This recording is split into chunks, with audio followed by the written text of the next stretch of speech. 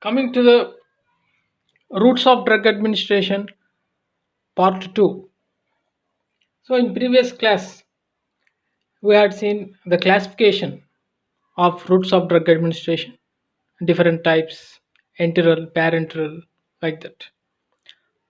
We have completed local routes and we are discussing systemic routes. Under the systemic, we have covered enteral routes. So, last the route we have completed is cutaneous or transdermal route. Now, coming to the continuation, we will see the next route of administration. Inhalational route. So, the drugs are given inhalationally. Absorption of the drugs occurs through the vast surface of alveoli. These are present in the lungs. The action of the drug is very rapid if it is given inhalationally. Irritant drugs can cause inflammation of the respiratory tract and they can increase the secretions. If the administration of the drug is discontinued, the drug diffuses back and rapidly eliminated in the expired air. Okay? Controlled administration of the drug is possible with moment to moment adjustment in this route. Examples: general anesthetics. These are given before major operations, major surgeries for producing anesthesia. Some are volatile liquids and some are gases. Apart from general anesthetics, other drugs which are given through this route are salbutamol. It is a bronchodilator given in bronchial asthma. With the help of an inhaler, it is given. That is also an important example. So, here you are seeing the picture of an inhaler. This instrument is known as inhaler, metered dose inhalers. So, in this, the drug salbutamol is there.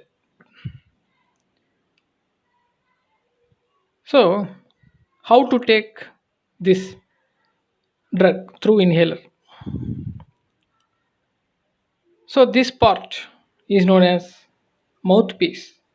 This mouthpiece is kept inside the mouth, and at the other end, you must press. So, the drug is released in the form of mist or fog that will enter into your respiratory tract and finally reach the alveoli and also into the blood. Next comes the nasal route. Mucous membranes of the nose can readily absorb many drugs. Liver and digestive juices are bypassed. So, no first pass metabolism for the drugs given through nasal route. The drugs can be applied as sprays or nebulized solutions. Examples for the drugs given through nasal route: GnRH agonists, gonadotropin releasing hormone agonists like goserelin, buserelin. Second one, calcitonin, Third one, desmopressin. These drugs can be given through nozzle route. Here you are seeing nebulizer. This nebulizer uses pressurized oxygen to disperse a liquid into a fine aerosol spray or mist. Inhalational carries the aerosol to the lungs.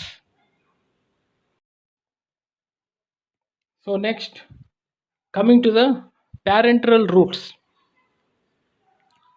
Par means far away from the enteral roots.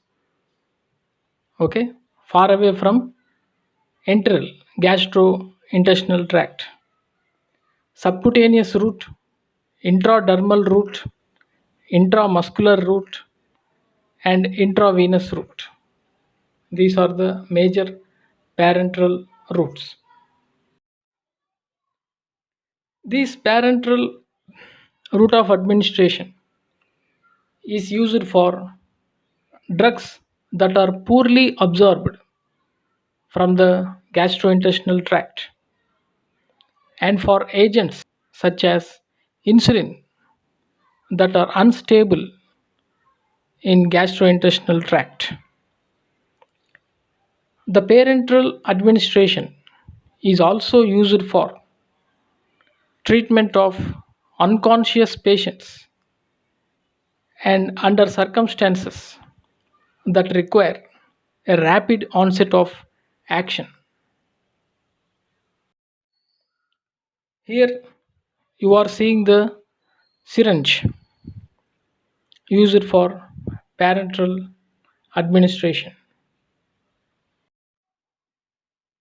Administration by injection, which takes the drug directly into the tissue fluid or blood without having to cross the enteral mucosa.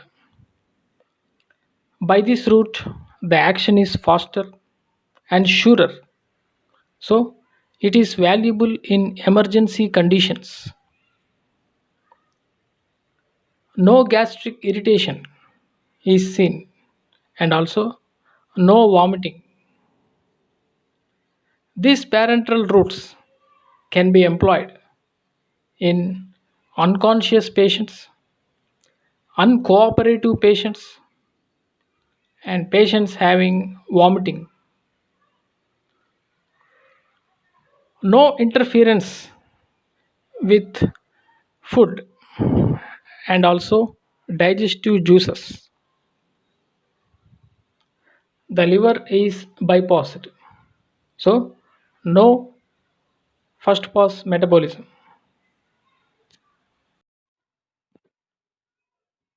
For the parenteral routes, the preparation has to be sterilized,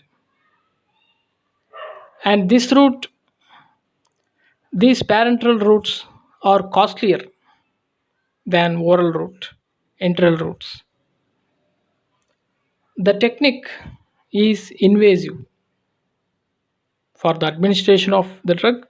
These parenteral routes, the technique is invasive and also painful. Assistance of another person is needed for the administration, and the chances of local tissue injury are also there. The drug is deposited in the loose subcutaneous connective tissue, which is richly supplied by the nerves. So, irritant drugs cannot be given through subcutaneous route, and this route is less vascular. The absorption is slower than intramuscular route. Only small volumes can be injected. Self injection is possible The subcutaneous injection should be avoided in shock patients, those who are vasoconstricted. The depot preparations. In the depot preparations, aqueous suspensions can be given through subcutaneous route. Types under subcutaneous route. Dermojet. It is a gun-like implement. Using this gun-like implement called dermojet, the drug solution is projected with high velocity from a microfine orifice. Then the drug solution passes through the superficial layers and gets deposited in the subcutaneous tissue. This route is painless and suitable for mass inoculations. Okay. Second type, pellet implantation. The drug in the form of a solid pellet is introduced with a trocar and cannula. This provides sustained release of the drug over months. Example, testosterone. In this picture, you are seeing the diagram of injection given subcutaneously. Subcutaneous means under the skin. Sub means under.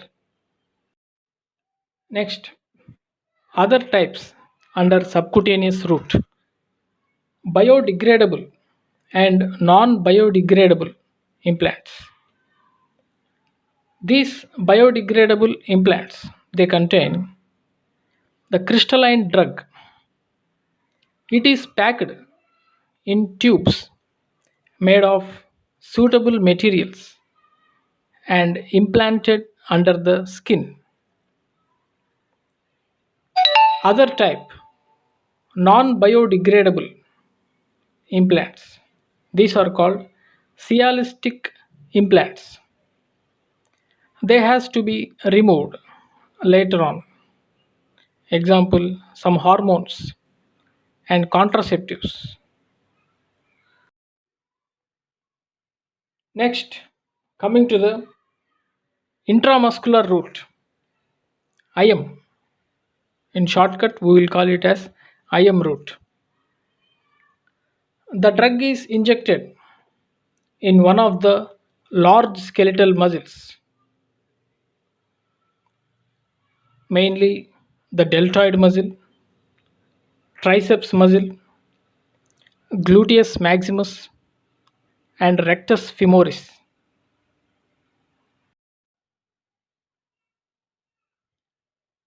The muscle is less richly supplied with sensory nerves. So, mild irritant drugs can be given intramuscularly. And the muscle is more vascular. So, absorption is fast. It is faster than subcutaneous route. And this route is less painful. Self injection is often impracticable. Okay.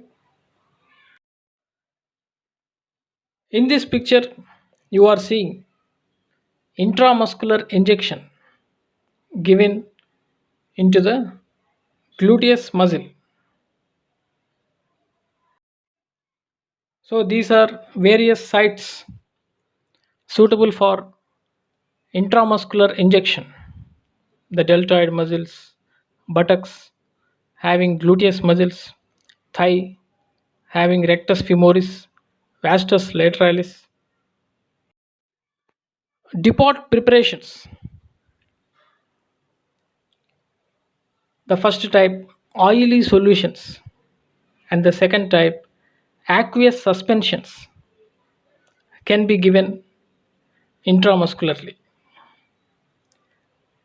Intramuscular injections are avoided in anticoagulant treated patients because it can produce local hematoma in such patients.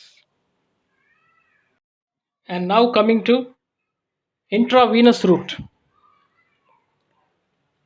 Here, the drug is injected as a bolus or by slow IV infusion into the superficial veins. Then the drug reaches directly into the bloodstream.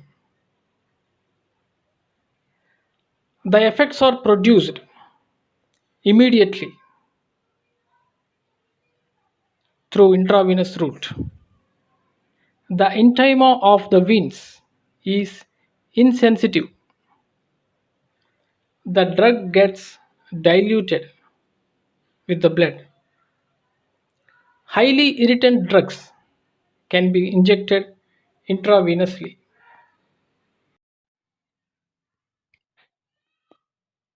Disadvantages of intravenous route.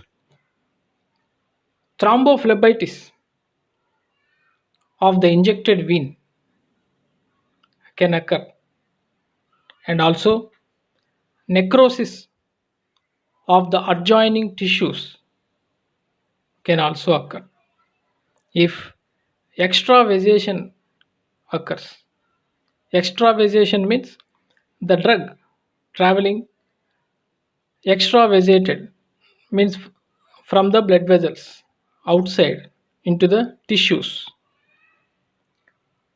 These complications can be minimized by diluting the drug or injecting the drug into a running IV line.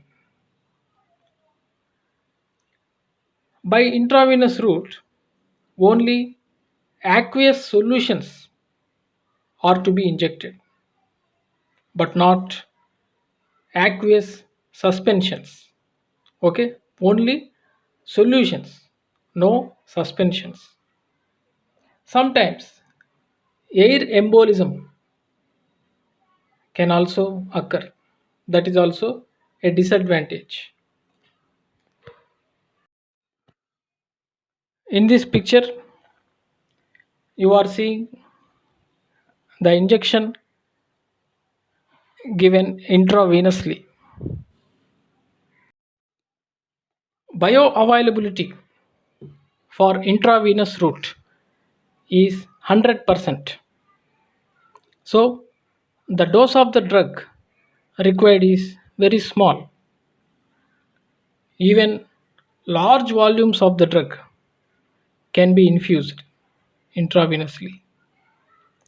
The titration of the dose with response is also possible by this route.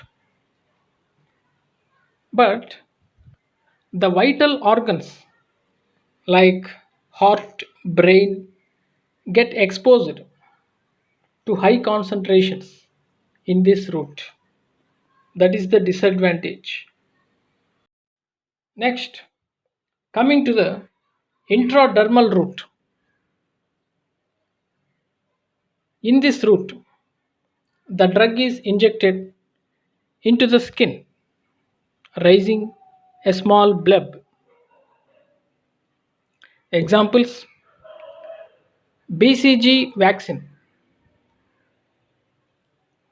Bacillus calmette guerin vaccine, tuberculin test, or also known as Mantoux test, is also an example for intradermal route. And sensitivity testing for patients who are having allergy, example with penicillin, that is also done intradermally. Scarring or multiple puncture of epidermis by a drop of drug can occur sometimes. In this picture, you are seeing the intradermal injection giving into the skin. So, the angle between the injection needle and the skin is only 15 degrees. In this picture also, an intradermal injection showing a small bleb. Here you can compare three types of parenteral injections: intramuscular, subcutaneous, and intradermal injections. So the first one, intramuscular injection, the angle is 90 degrees to the skin, and the subcutaneous injection showing the angle 45 degrees between the injection needle and the skin. And coming to the intradermal injection, the angle is very less, 10 to 15 degrees angle. And some other parenteral routes such as intraosseous injection into the bone tissue, that is called intraosseous injection. And here intraperitoneal injection in small animals like rodents, rats. Some drugs are tested in animals. So for these small animals, the injection is given intraperitoneally